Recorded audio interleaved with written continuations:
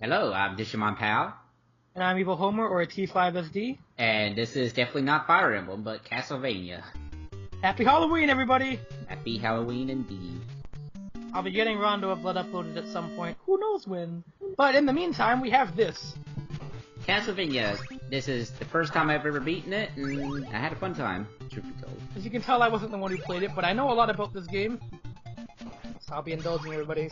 Well, you beaten it before, though, I imagine, though.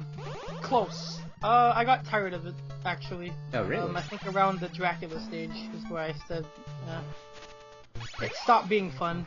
Castlevania 3 I thought was a bit harder, but I thought I had more fun with it, so... Well, yeah, But, 3 has more to offer to it, so... But, to talk about this game, first I'm going to explain the controls for anybody who doesn't know. All these jumps he's making, they are predetermined, as in, he cannot change the direction of his jump once he initiates it. Yeah. Basically, there's no way to cancel anything in this game. You commit to basically every action you take, and the levels are designed around making you commit very hard and very smart. Outside of that, the game's pretty simple. It explains itself. Each sub-weapon is activated by hitting up in the attack button, and they all do different things. Which I do make a mistake every once in a while when I'm going up the stairs. Oh yeah, yeah. Because you gotta hold up to go up the stairs. Yes, of course, yeah. Other than that, it's pretty standard platforming of the good old NES era.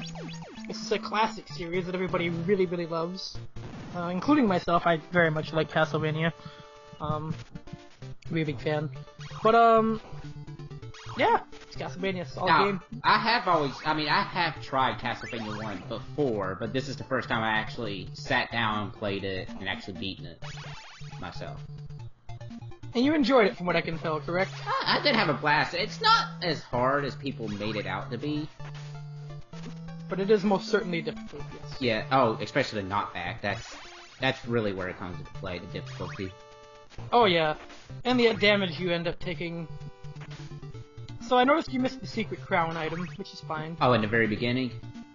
No. The area in the merman room, you can actually whip one of the blocks on the lower area, and Okay. fall down there, and then hit down, and the secret item will pop up. That's okay. It's not really an important item. None of them are.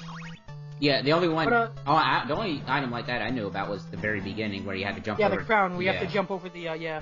I tried to get it, One but... of the first instances where jumping over an event trigger was actually something we wanted you to do. Yeah. That jar gives you invincibility temporarily, and it flashes around. I think Not long enough. Yeah, I think this is the only time I ever get it. Yeah, it's not a very common item. I don't even know why they put it in the game. It's like how they put that rosary item at the very end of the first room where there was no enemies. It's like they do it just to mess with you. But here's the first boss, the Vampire Bat. What an exciting name, I know. But, this is what he does. He flies around. Occasionally he shoots a fireball. Yeah, that's it. Grab an axe, and you'll pretty much beat this boss by virtue of just having an axe. Pretty much. I mean, look, I have 42 hearts. I think I'm good on ammunition. Yeah. And that Roman numeral number there, that, having that power-up lets you throw a certain amount of items on the screen at the same time. Otherwise, you can only have one if you don't have any of them. Yeah, 3 being the max. Yes. And You're gonna notice some, differences when he starts the next level. This is because, multiple recordings, or Yes. multiple attempts.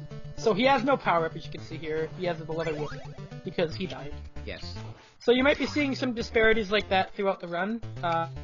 No worries, it's just re-recordings. Yeah. Since this was done in an actual console, he couldn't load a save state or do anything like that to start the level over. Well, So technically he you has to- can on the Wii U.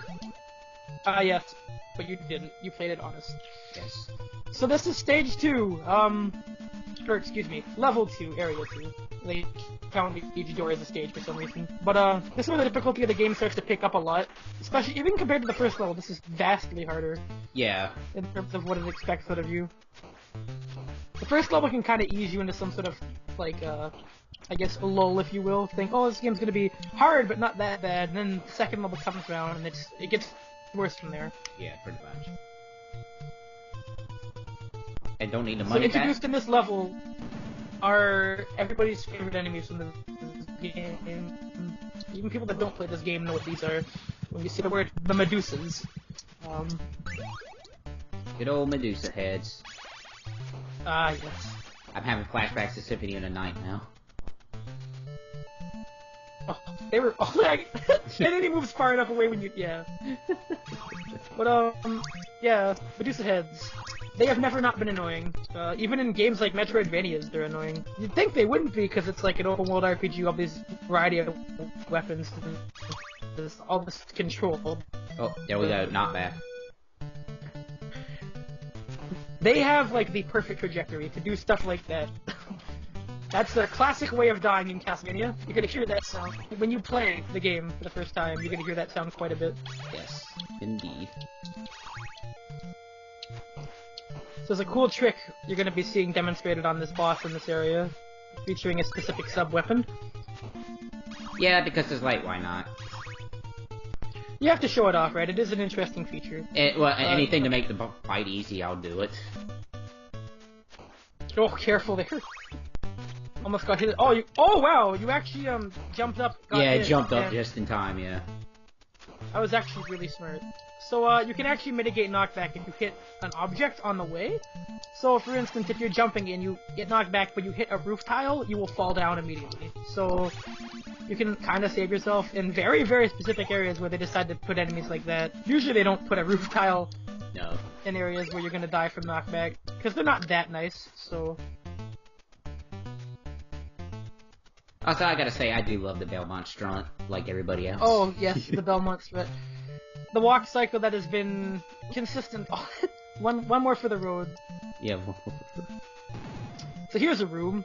This is the room I remember from this level the most, because it introduces a hazard that can just instantly kill you. In like, Area 2 of the game, you get... I know, right? It's like, okay, I'm not even gonna deal with this. This is a very, very difficult area if you... Like... Compared to the rest of the level even, that's just the hardest part. Is getting that timing right. And the hitboxes are very janky on those, so you have to be a little careful. Yeah. I noticed. The hit detection's not perfect. Well, it is... Well... I was about to say this is the first in the series, but they made a Castlevania before this, didn't they? I don't remember. All I know is that it's the first in the NES series. So yeah. I can understand the jankiness. And the bone pillars, these are annoying enemies that only serve to slow you down. If you whip in time with their fireballs, you can destroy them and hit them at the same time. It just takes pretty good time. And their fireball does drop stuff, too. It does? I didn't know that. That's interesting. Yeah, I learned this from dying so many times. Eventually the RNG favors. Yeah. Because enemies can drop weapons at some point, too. Because, I've actually gotten weapons from their fireballs. Heck, I know I got from an Axe Knight, I know I gotten a +2 from one. That's cool. Yeah. So here's Medusa, the second boss. There we go. Oh wait, oh there. Music takes a bit to kick in too, but he hits the stopwatch and Medusa is frozen by it. Well, it's a really easy fight. It's a fight that's not even hard without the stopwatch, to be completely honest. Yeah. If you have the cross especially, it's just disgusting if you have the cross boomerang. Yeah. Yeah, the axe is not just the only good weapon in this game by any means. No. The axe got a lot better in later Castlevanias. Yeah. More in particular Rondo of Blood and Dracula X is where the axe is like the only viable choice. Pretty much.